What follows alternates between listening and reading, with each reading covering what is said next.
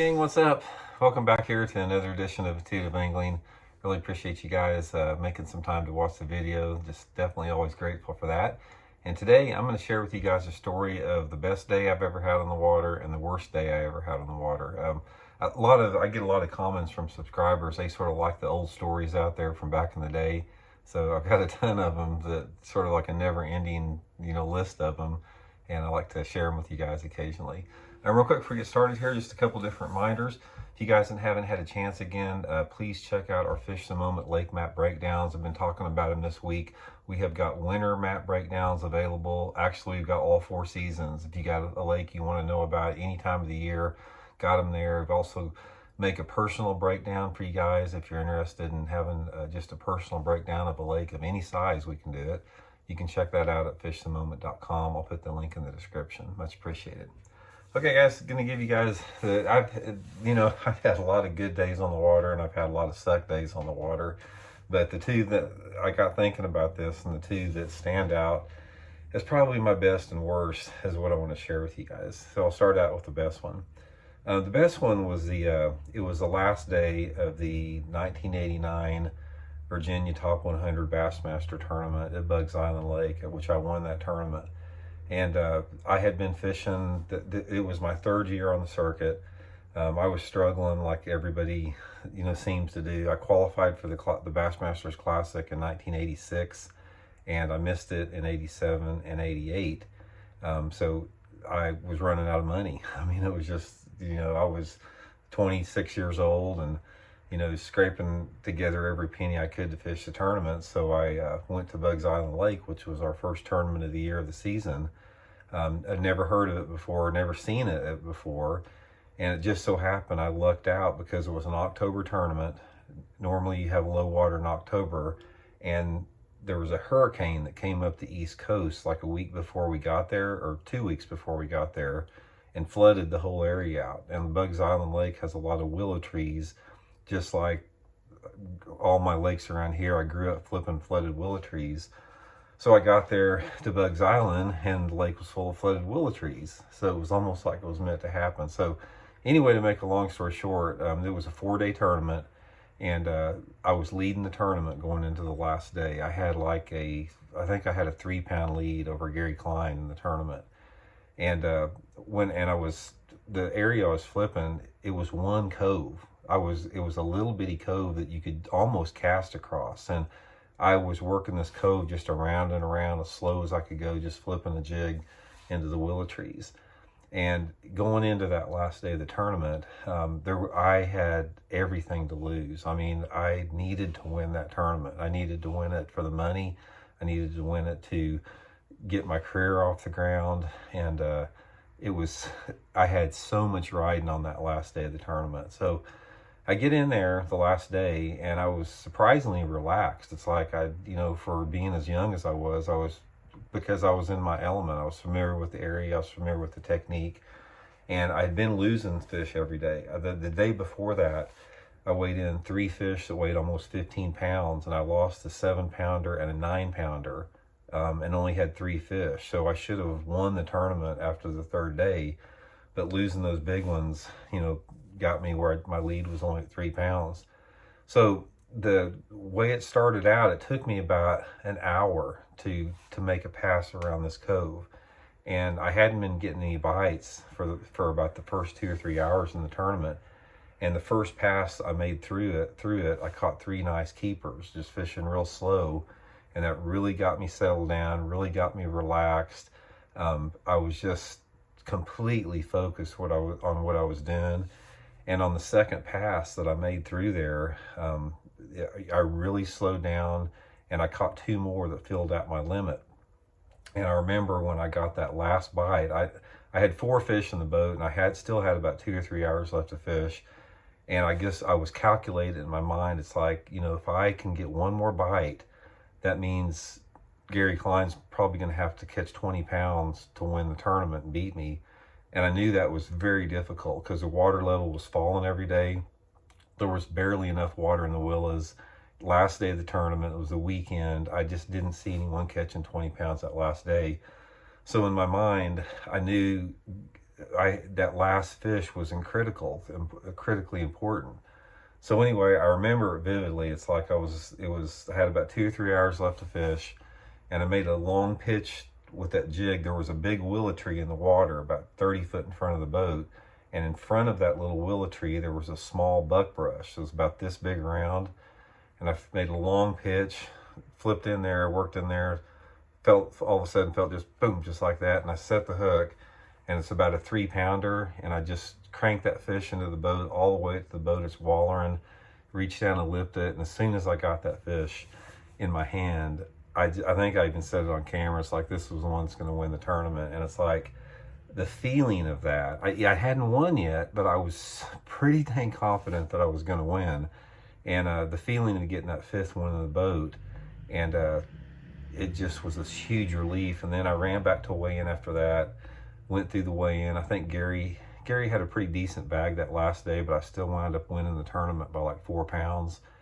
And that, it just, I wish everybody could experience that. It's like, I'm not one of those guys that thinks I've never understood guys that say, oh, I want to win every tournament.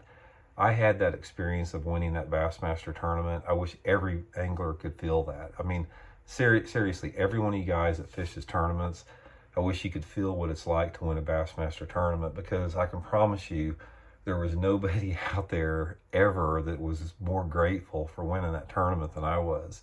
And I remember I won $50,000 for first in that tournament, and I think I won 3 of the Big Bass Awards. I won like $53,000 or $54,000 back in 1989, 26 years old. And that changed my career. I made the Classic that year, and it's like that got my career going.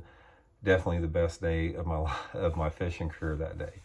Okay, the worst day of my fishing career, and I've had quite a few of those. The worst day of my fishing career was actually probably the best day of fishing I ever had in my life, as far as being in the zone and perfect. I was fishing the Ranger M1 tournament down at the Mobile Delta, and I'd won another Bassmaster top 150 down there, so I was real comfortable with that area. And in that particular tournament, it was an FLW tournament, Ranger M1 tournament. They paid $1 million for first place in that tournament, with they had special incentives and that type of stuff. But the thing about that was before the days of cumulative weight. So what you did in that tournament is you fished 2 days, and then they cut the field to the top 10, and then they zeroed the weights. So the top 10 fished 1 day, and they took the top 5 out of that top 10, and they zeroed the weights going into the last day. As it turned out, I led the tournament every day of the tournament. Going into that last day of the tournament, if it would have been a regular cumulative weight tournament, I'd have had like a 12-pound lead going into the last day. So I'm gonna set the stage for that. So the last day of the tournament, I run up to the area there, and it's like I was flipping a jig on cypress trees, another strong technique I got. Everything was perfect. It's like the fish, I got in there and the fish were biting better than they've ever bit before. And to make a long story short, that last day of the tournament, I caught the biggest limit that I'd called all week. I caught over 15 pounds on the Mobile Delta, which was a giant bag of fish. But they had zeroed the weight, so I didn't have anything other than what I had there. And the camera guy that was following me, he lived on the river, and he goes, Randy, that's the biggest string of fish I've ever seen taken on the river this time of year. And I had like a 60-mile run back to the weigh-in, and I've got this big string of fish in the boat. I'm eligible to win $1 million in this tournament, and I'm running back to 60 miles, and I just told myself, I said, man, you just won $1 million. You won $1 million freaking dollars in a bass fishing tournament, and it was televised. This was a big deal. So anyway, I get to the weigh-in down there, and there was 5 of us. One of the anglers was David Dudley, and we pulled up. All of us pulled up in line, like 1, 2, 3, 4, 5, to go into the Coliseum to weigh in. David was behind me, and I noticed one of the camera guys or something went back there, and David rolled the window down in his truck, and the guy shook his hand. He said, man, that was unbelievable. Congratulations. And I thought to myself, man, that's a little odd like that. So we get into the weigh-in like that, and there was just an uneasy feeling in my stomach about that what had happened right there, as far as that guy congratulating him. And we get back to the weigh-in, and there was the way they weighed it in is you pulled out that we had all 5 guys on stage there, and you had to go through the elimination. So the first time they wanted everybody to pull their first fish out, so we all put 1 fish on, and then we all came up and put 2 fish on. And then if you fell out, like I said, if you didn't have another fish that could equal, the top weight on there, you got knocked out. So eventually everybody got knocked out like at 7 or 8 pounds, and David and I are the only 2 standing up there. So we both got, I think, we got 3 fish, both of us weigh like 7 pounds or something like that. We weighed in 3. So we got 2 more fish to weigh, and I had 2 big ones left. So I pull out my 2 big ones. I pull out one of my big ones, weighed in, and David matches it with the same one. So now we're down, we've got 1 more fish to weigh in a piece, and we're just about tied. I think we're tied with 1 fish left.